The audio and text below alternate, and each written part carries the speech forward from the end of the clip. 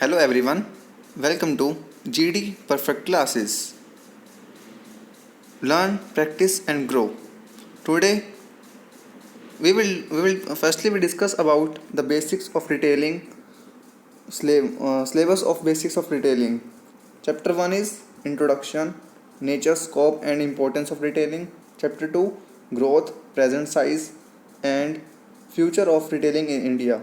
Chapter 3 career options in retailing. Chapter 4 technology inductions in retailing. These all chapters are included in unit 1. Firstly, we will discuss about what is retailing, what are its nature and scope. This question comes in MDU 2018 and 19. What we discuss today is introduction of retailing, meaning of retailing, nature of retailing and scope of retailing. Let's start. Firstly, introduction of retailing. The word retail is derived from the French word retailer, which means to cut again or to break bulk. It means जो ये retailing word है वो French से लिया गया है retailer which implies, जिसका मतलब है टू कट अगेन. जो भी हमारा सामान है, जो भी प्रोडक्ट है उसको फिर से अगेन डिवाइड करो, कट करो. और टू ब्रेक बल्क, जो बल्क वाला सामान है हमारे पास, मतलब कि जो हम ज़्यादा क्वांटिटी में ले रखा है हमने, उसको स्मॉल क्वांटिटीज में डिवाइड करो. It was firstly recorded as a noun with the meaning of sell in small quantities. Means जो हमारे पास सामान है उसको स्मॉल क्वांटिटीज में डिवाइड करो और फिर सेल करो. It's called retailing.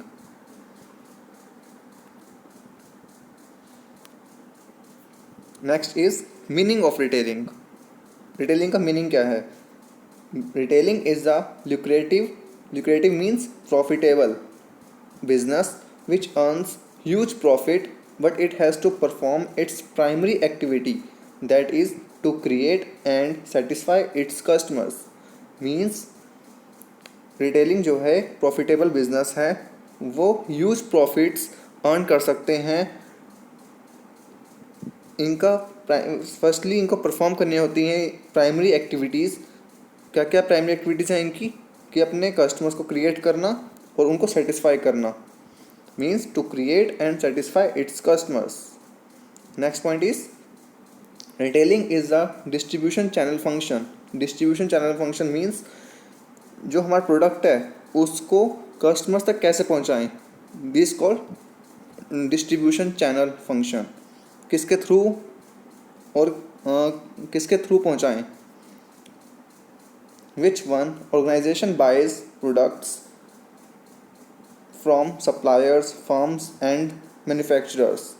Means एक ऑर्गेनाइजेशन है वो प्रोडक्ट परचेज कर लेती है सप्लायर से, फर्म्स और मैन्युफैक्चरर्स से, देन उसको सेल कर देती है उन प्रोडक्ट्स को directly to the ultimate customers को. Now it's definition. Means in this picture shows retailer sell products directly to customer. Means one of the lady buys products from the retailer in small quantities.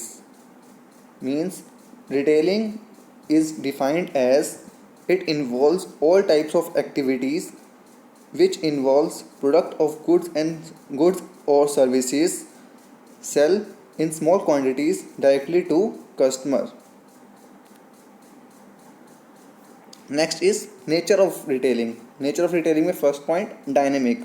Dynamic means changes according to the environmental changes. Means socio-cultural environment, political environment, legal environment, economic environment. इनसे जो भी changes आएंगे वो retailing में भी उसमें changes आएंगे. Next point is transaction for consumption only.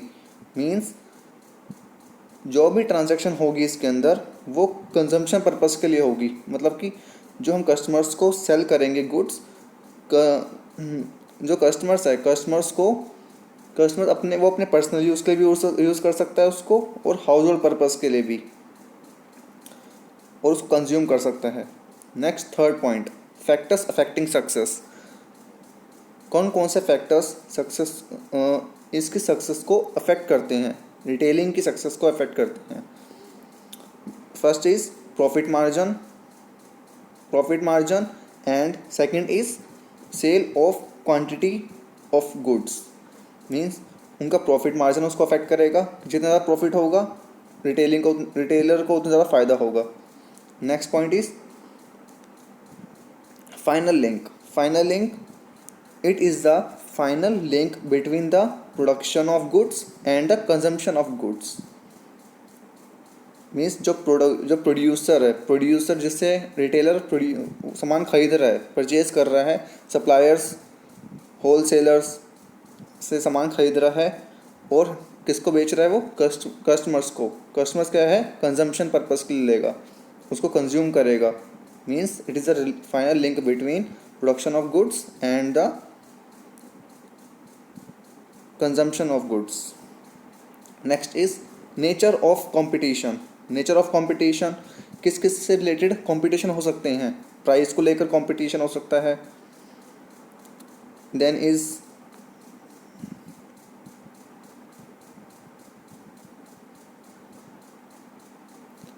Is distribution of channel को लेकर कंपटीशन हो सकता है, कि वो कौन सा लोकेशन चूज़ करें जहाँ पर उनको टारगेट कस्टमर्स वो को ग्रैब कर सकें। Next is essence of retailing. Essence means main points, जो उसके मेन पॉइंट्स हैं कि कस्टमर सर्विस, कि जो रिटेलर ने सामान बेच दिया, सामान सेल कर दिया कस्टमर को, तो उसके बाद उसकी क्या ड्यूटी बनती है कि वो क्या कस्टमर को सर्विसेज दे बेचने के बाद, या फिर उसके साथ में जो सामान बेचा है उसने उसके साथ में क्या सर्विसेज दे, कि फ्री होम डिलीवरी प्रोवाइड करवा, फैसिलिटी प्रोवाइड करवा सकता है, और आफ्टर सेल सर्विसेज भी प्रोवाइड करवा सकता है, कि उनको जो भी क्वेरी है, उनकी जो कोई भी कंप्लेंट है उनको अच्छे से नोट डाउन करके उसको अच्छे से हैंडल कर सकता है। Next is team work means it's all about the people. ये लोगों के समूह को जोड़कर ही हम रिटेलिंग कर सकते हैं। जैसे कि अब टेक्नोलॉजीज़ आ गई, नई नई टेक्नोलॉजीज़ आ गई हैं, उसी के अकॉर्डिंग हमें स्किल्स चाहिए होंगी, टैलेंटेड पीपल चाहिए होंगे करने के लिए। तो एक टीम को मिलाकर, टैलेंटेड वर्क ऑफ पीपल को मिलाकर, कि हम अपने बिजनेस को ग्रो कर सकते हैं, रन कर सकते हैं लॉन्ग टर्म में। नेक्स्ट इज अपॉर्चुनिटीज़ मीन्स जैसे जैसे हम आगे बढ़ते चलेंगे वैसे वैसे न्यू एक्साइटिंग अपॉर्चुनिटीज़ आती रहेंगी। Next seventh point is retailing differs from wholesaling. As we all know कि रिटेलिंग डिफरेंट है होलसेलिंग से। रिटेलर क्या करता है, वो स्मॉल क्वांटिटीज़ के गुड्स को सेल करता है अल्टीमेट कस्टमर्स को, और होलसेलर क्या करता है, होलसेलर अल्टीमेट कस्टमर्स को गुड्स सेल नहीं करता, वो रिटेलर को सामान देता है और रिटेलर आगे सेल करता है अल्टीमेट कस्टमर्स को। I hope you understand this carefully.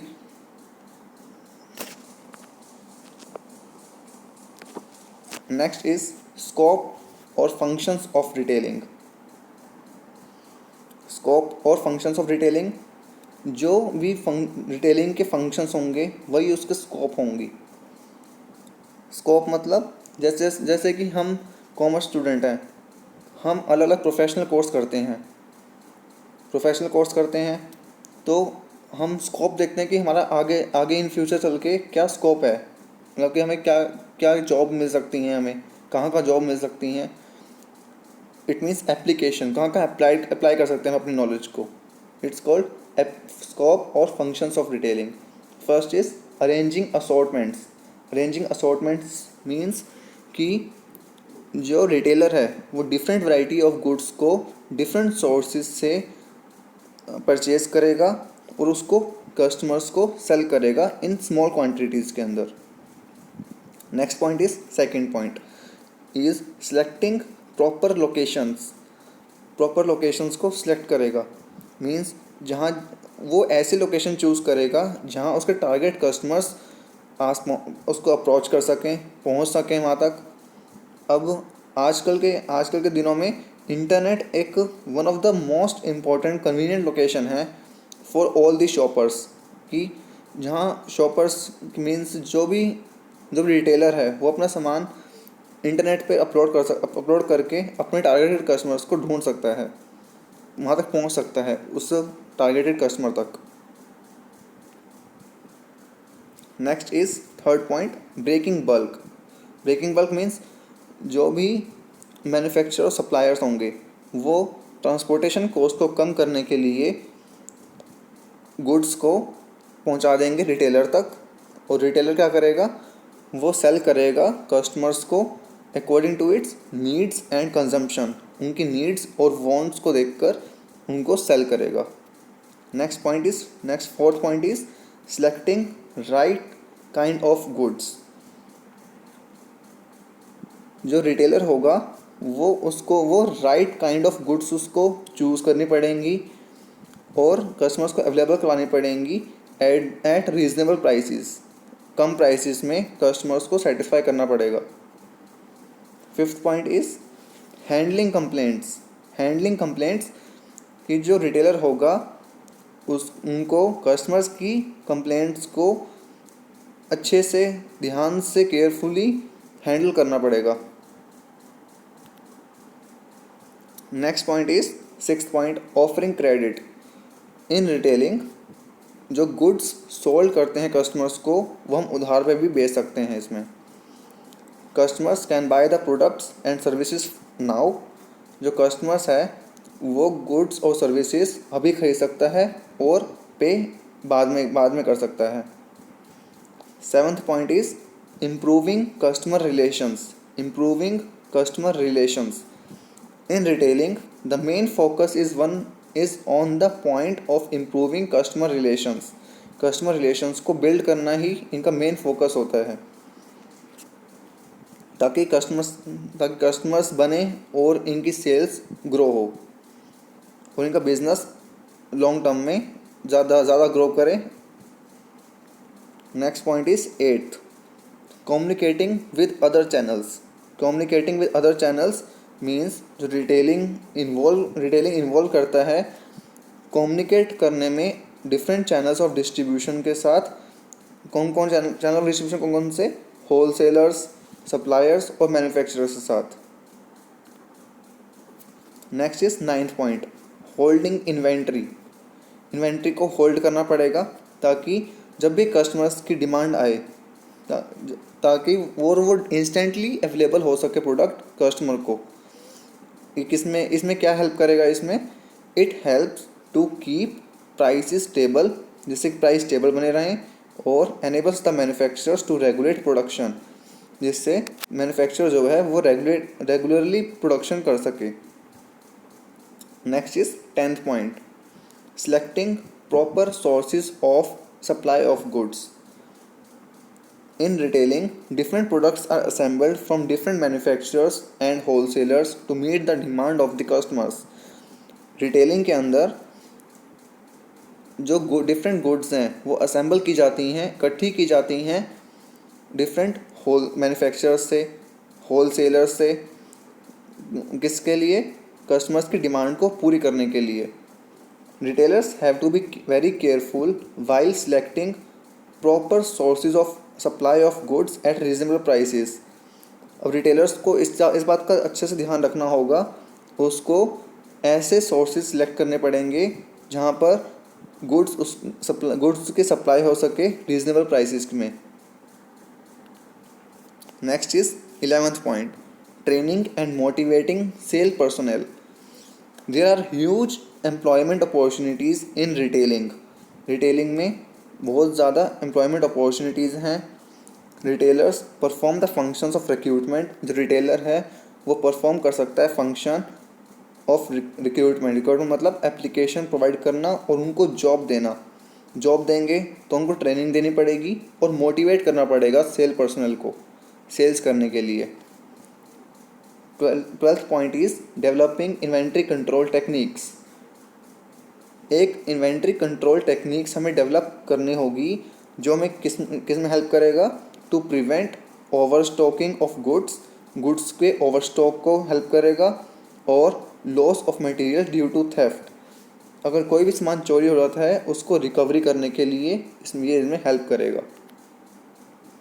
Thanks to all for watching, and GD classes also request to all for staying at home, maintain social distancing, at least 1 meter distance from one person to another, respect and support our corona warriors. Thank you. Please अगर आपको मेरा समझाया हुआ अच्छा लगा हो तो please like करें और शेयर करें, because during lockdown situation there are so much students who have no books or no study material. Please share with them for gaining knowledge, and subscribe my channel GD Perfect Classes, and comment also. अगर आपको अच्छा लगा हो तो please comment भी करें ताकि मैं नेक्स्ट टाइम इम्प्रूव कर सकूं अपने आप को। नोट्स जो भी इससे रिलेटेड नोट्स हैं वो सभी डिस्क्रिप्शन में गिवन होंगे, आप वहाँ से देख सकते हैं। This is our little contribution for all the people, because as we know our final exams will start on 1st to 15 July. Then, but during lockdown situation, there are so many students who have no study material for the exam. Please, if you gain some knowledge for our notes, so please share with your friends who wants. Thanks.